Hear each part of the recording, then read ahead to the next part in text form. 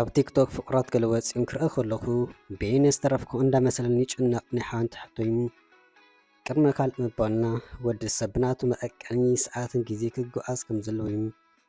ኣብ ዝኾነ እዋን ክንወዳደር እንተኮይና ምስ ካልኦት ዘይኮነ ምስ ገዛእ ነብስና እዩ ማለት ተማልእ እንታይ ነይረ ሎሚ ኸ ካብ ትማል ቁር ለውጢ የምፅእ ኣለኹ ዶ ዋላስ ኣብታ ትማል ዝነበርክዎ ዘለኹ ይበሉ እምበር ህይወትካ ምስ ካልኦት ሰባት እንዳተኣሳሰርከ ኣብ ዘይተደለየ ወጥርታትን ጭንቀት ኣይትእቶም ነገራት ኣብ ሰዓቱ ከም ዝኸውን ዘይምዝንጋዕ ዝኾነ ኣብዚ ሕጂ ሰዓት ናይ መብዛሕትኡ ሰብ ሂወት ዘበላሾ ዘሎ ብሰንኪ ማሕበራዊ ሚድያ ንጥፈታት ከም ቲክቶክን ካልእን እዩ። ማሕበራዊ ሚድያ ብግቡእ እንተተጠቂምካሉ ጠቃሚ እዩ። ካብኡ ዝሓለፈ ግን ኣዝዩ ሓደገኛን ሓዳር ፍጥረት ስድራ ኩሉ ነገራትካ ድማ ዝበታትን እዩ። ቅድሚ ዝኣገረ ክንርድኦ ዘለና እውን ኩሉ ኣብ ቲክቶክ ትሪኦ ኣብ ሓቀኛ ሂወት ዝንፀባረቕ ማለት ኣይኮነን።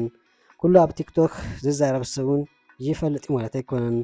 ኩሉ ኣብ ቲክቶክ ዘሎ ሰብ ሕጉስ ማለት ኣይኮነን። ከማን ዝበዝሑ ኣብ ቲክቶክ ዶ ካልኡን ወፂኦም ክዛረቡ ዝኽእሉ ሰባት ሂወቶም ብዝግባእ እንተዝፍተሽ ኣብ ጽምዋ ዓለም ዝነብሩ ሰባት ንሳቶም እዮም። ውሽጦም ኣብ ምንታይ ኩነታት ኣሎ ኣፀቢቆም ይፈልጡ እዮም።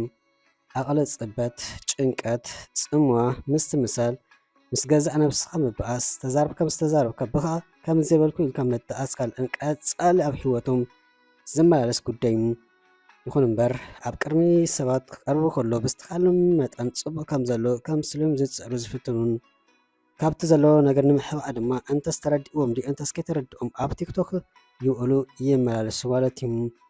ክጅመሩን ናይ ገለገለ ሰባት መበገሲ ቲክቶክ ዶ ካልእን ካብቲ ዘሎ ጭንቀት እንተወፁ ብማለት እዩ።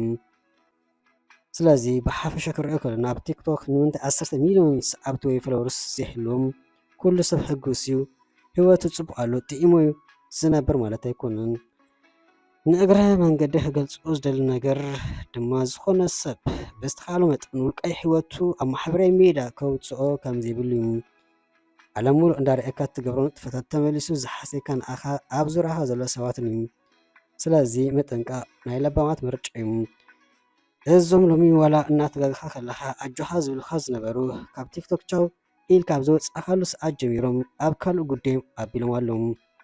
ስለዚ ሕሰብ ኣስተብሕል ኣመዛዝን ስለምንታይ በል ድማ ድሓር ከዓ ንስለ ካልእ ሰብ ገዲፍካ ንስለ ገዛእ ርእስኻ ኢልካ ንበር።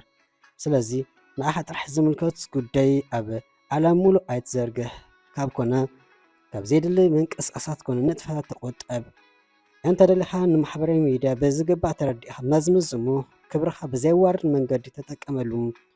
እቶም ብዝግባእ ዝጥቀመሉ ሰባት ምስ ክብረቶም ነብሶምን ሂወት ስድርኡን ካልኦት ይቕይሩሎ እሞ ኣብነት ጥያስ ኣብ ተኸቲልካ ኣብ ገዛእ ነብስኻ ኣሚንካ ንስለ መጻኢኻ ወትሩ ተቃለስ። ብፍላይ ዋላ ድማ ዕምባባ ወዲ ዕምባባ ዝውሃብ ጊፍት ክትዓርያ ክትብላ ነብስኽን ኣብ ዘይተደለየ ፀገም ኣይተእትዎም። እርብ ውርዚዚ ይበለም ድሓር ድማ ገሊኽን ናይ ካልኦት ዜጋታት የረኖ ኢልክን ኮፍ መበሊኽን ክተሪኣ ተኻይ ትበላ ሓቂ ዘረባ ድማ ኣያፀብቐልክን እዩ። ናብዛ ናይ ሓፍትና ሕቶ ምስ ንምለስ ግና ቤኒ ተሪፈ ኢልከይ ዘጨንቕ ኣይብልክን። ጥዑይ ፍቅሪ ምስ ትደሊ ነዚ ኣብ ማሕበራዊ ሚድያ ዝግበር ንጥፈታት ገዲፍኪ ኣብቲ ሓቀኛ ዓለም ንበሪ እሞ ከባቢ ክጠሚትን ምናልባት ኣብ ዙርያኻ ክንደይ ዘፍቅሩኺ ዝፈትኹ ሰባት ይሕሉ ይኹኑ። ንስኺ ግና ኣብ ቲክቶክ ዝግበር ክተድሕቢ ነቲ ኣብ ከባቢኺ ክጭበጥ ክድሕሰስ ዝኽእል ነገር ትኸስርዮ ትሕልዩ። ስለዚ ካብ ሕልሚ ዓለም ተበራቢርኪ ኣብ ናይ ገሓደ ዓለም ምንባር ጀምር እሞ ሽዑ ከባቢኺ ቁልሕ በል እዩ። ብዘይ ጥርጥር ድማ ፍቅሪ እንተኾነ ባህግኺ ትምነዮ ጥዑይ ፍቅሪ ክትረኽቢ ኢኺ።